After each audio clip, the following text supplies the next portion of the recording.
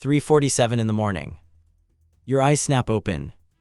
That sick feeling crawls up from your gut. You grab your phone, bank app loads, $53 stares back at you. Rent's due in 8 days, groceries ran out yesterday, gas tanks on empty. And here's the part nobody tells you: this exact moment, this gut punch of financial reality isn't your problem. It's your dead battery. Every broke person thinks the issue is not having enough. Wrong. The issue is you're running on zero voltage while the world around you hums with financial current you can't even see. Most people stay dead batteries their entire lives, not because they're lazy, because nobody showed them where the power source actually is. But right now, we're about to flip the circuit breaker that changes everything.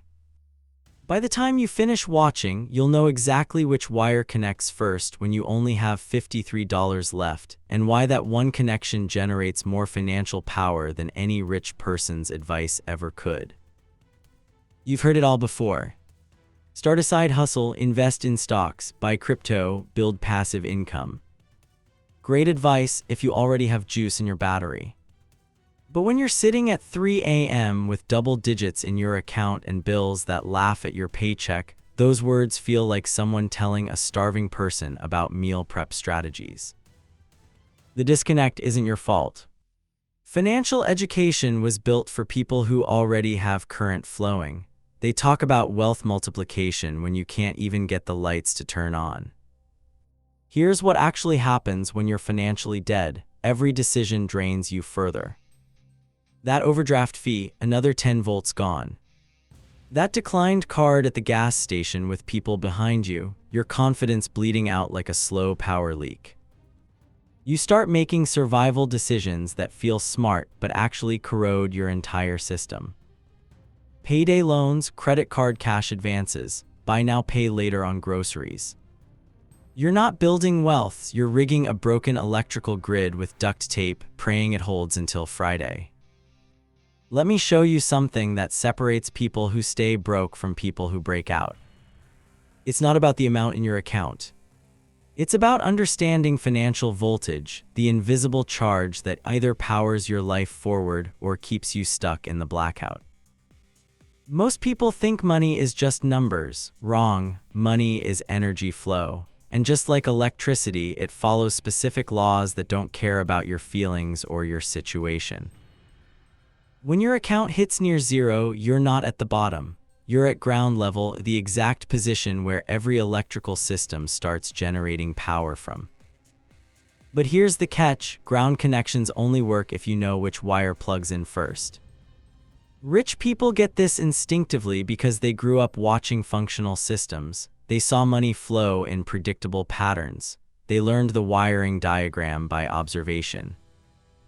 You got handed a dead battery and told to figure it out. The difference between someone with $53 who stays broke forever and someone with $53 who builds momentum isn't work ethic. It's knowing that you don't need massive voltage to start generating current. You need one clean connection that stops the power leak. Think about your phone battery. When it hits 5%, what happens? It drops faster than when it was at 50. Same battery, different drain rate. Your financial battery works identically. Below a certain threshold, every transaction burns exponentially more energy than it should. You're not just spending money, you're hemorrhaging voltage at crisis rates. The fix isn't earning more, it's stopping the bleed first, then rebuilding the charge. Let me tell you about automatic bleeding, the silent killer of financial voltage that nobody talks about. Pull up your bank statement right now, not later, now. Count how many subscriptions auto-draft from your account, streaming services, apps you forgot existed, that gym membership you haven't used since March, premium tiers you upgraded to when money felt loose. Each one is a vampire tap, a constant drain pulling voltage whether you use it or not. Here's what blows people's minds. Most broke people are paying between $80 and $200 per month for services they've forgotten they even have. That's not a spending problem, that's an undiagnosed power leak. Now look at your recurring payments, not bills, those are different. Recurring payments are the subscriptions to convenience. DoorDash Pass, Amazon Subscribe and save on stuff you buy once. Auto renewals on software you open twice. Every single one represents a decision you made when your battery was charged, locking you into payments that drain you when you're dead. You wouldn't leave your phone plugged into a broken charger that pulls power instead of giving it, but that's exactly what these subscriptions do to your financial system. The brutal truth: canceling 3 subscriptions won't make you rich, but it's the first wire you ground to stop the bleeding. Because you can't charge a battery that's actively leaking. Physics doesn't work that way, money doesn't either. Connor, 26, delivery driver, single, splitting a $1,200 apartment with his brother. Salary $2,900 per month. Woke up at 4:18 every morning for 6 months straight, stomach in knots, grabbed phone, bank app $71, 11 days until payday. Tuesday night, declined card buying gas, $8 short, had to put it back, 17 people in line behind him watching. Drove home on fumes, sat in his truck outside the apartment for 40 minutes. One thought wouldn't shut up: I'm 26, can't even fill my tank. That Friday, he opened a notes app at 2 a.m., wrote down every automatic payment, found 19 separate taps draining voltage he didn't have. Spotify Premium he shared with his ex who still used it.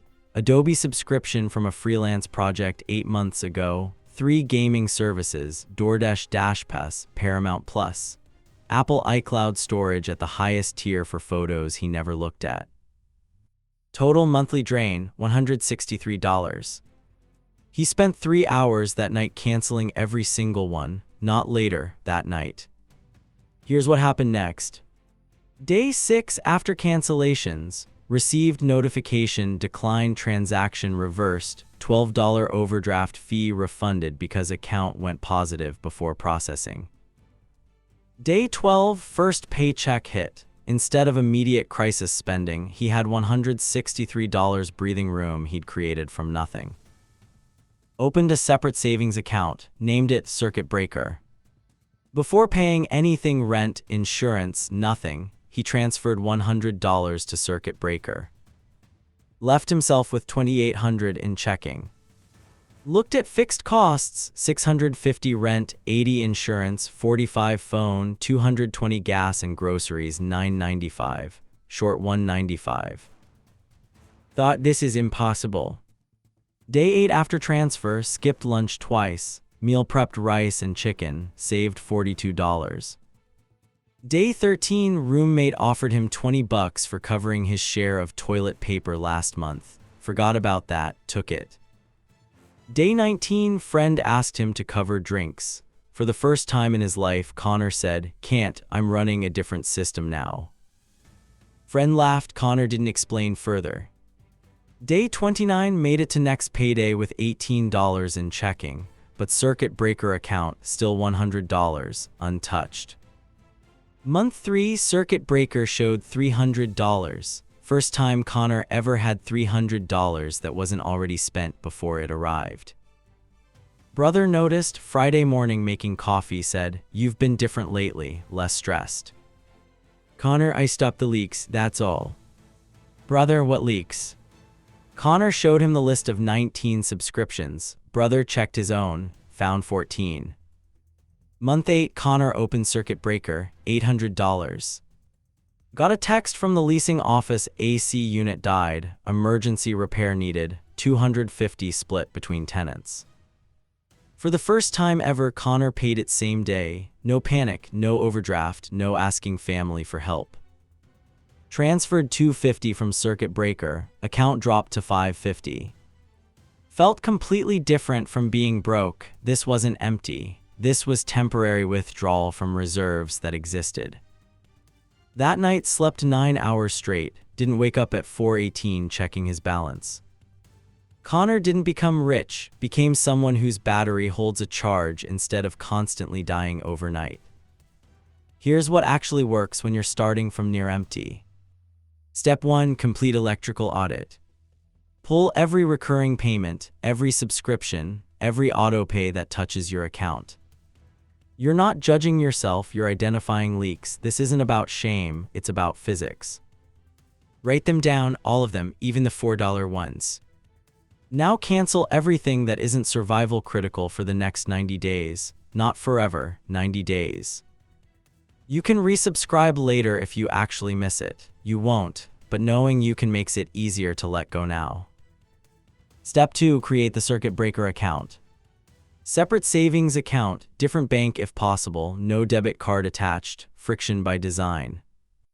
Name it something that means voltage to you, not emergency fund, that's too abstract, circuit breaker, reserve battery, ground zero, something that makes you feel the electrical metaphor. Step 3. The first transfer happens before anything else. Next paycheck, before rent, before groceries, before Netflix, you just resubscribe to transfer money to circuit breaker. Start with whatever doesn't break you, $50, $75, $100 if you can. The amount matters less than the sequence. This is the first wire that grounds, everything else comes after. You'll feel broke immediately, that's correct. You should feel voltage leaving your checking account. Because you're not spending it, you're storing it where you can't accidentally drain it at 2 a.m. buying stuff you don't need. Step 4. Survive on what's left. This is where it gets real. Whatever's in checking after that first transfer, that's your operating voltage for the cycle. You'll have to make decisions, skip some things, say no to invitations, eat at home, walk instead of drive when possible. It will feel like restriction. It's not. It's revealing your actual power consumption rate. Most people never know how much voltage they actually need to run because they've never operated on a fixed supply. Month 1 will hurt, you'll question everything. Month 2 gets easier, you see patterns, you learn your true consumption. Month 3, you're not just surviving, you're generating reserve capacity. Step 5. Let the charge build in silence. Don't tell everyone what you're doing, don't post about it, don't make it content. Check that circuit breaker account once per week, watch it accumulate. This isn't about showing off, this is about building voltage in a system that spent years running on fumes. When you hit 3 months of actual reserves, not 3 months of income, but 3 months of stored power you can pull from without panic, something shifts in your nervous system. You stop making decisions from desperation. You start making them from position of charge. That's when the real transformation begins. Right now, not after you finish watching. Pull out your phone. Open your banking app. Look at your current balance. That number doesn't define you. It defines your starting voltage. You're going to spend the next 48 hours doing one thing, finding where your power bleeds. Tomorrow morning before 10 a.m., cancel one subscription you don't actively use daily. Just one. Prove to yourself you can stop one leak. By Friday, have a list of every recurring payment on your account. This weekend, open that circuit breaker account. Separate bank, no card, name it. Monday, before you pay anything else, transfer whatever you can into circuit breaker, even if it's $20. That 20 isn't going to change your life Monday, but it's the ground wire. Everything that comes next requires this first connection. Here's what you need to understand. The voltage shift doesn't happen because you suddenly got rich. It happens because you finally stopped the massive power drain that kept you dead. When you're not bleeding voltage to forgotten subscriptions and panic decisions, even modest income starts building charge. A battery that holds power beats a massive battery that constantly leaks. You don't need more money, you need a system that stops hemorrhaging the money you already have. That's the shift, not from broke to rich, from dead battery to charged system. Your financial circuit activates today, one wire at a time, starting with the ground connection you're making right now. Comment circuit breaker if you've identified your first power leak and you're shutting it down this week. The video on screen now shows you exactly how to maintain full voltage once you've stopped bleeding, because holding a charge is different than building one. Hit subscribe because every week I show you how to go from dead battery to fully powered without needing massive income to start. If you're someone who refuses to stay on empty wondering when things change, this channel is your power source. Drop your biggest voltage drain in the comments. What subscription or payment has been bleeding you dry without you realizing? Let's help each other identify the leaks. Become a member for the complete circuit breaker protocol that shows you exactly how to build financial voltage from zero in 90 days. Your battery's not dead, it's been leaking. Time to seal the connections and charge up.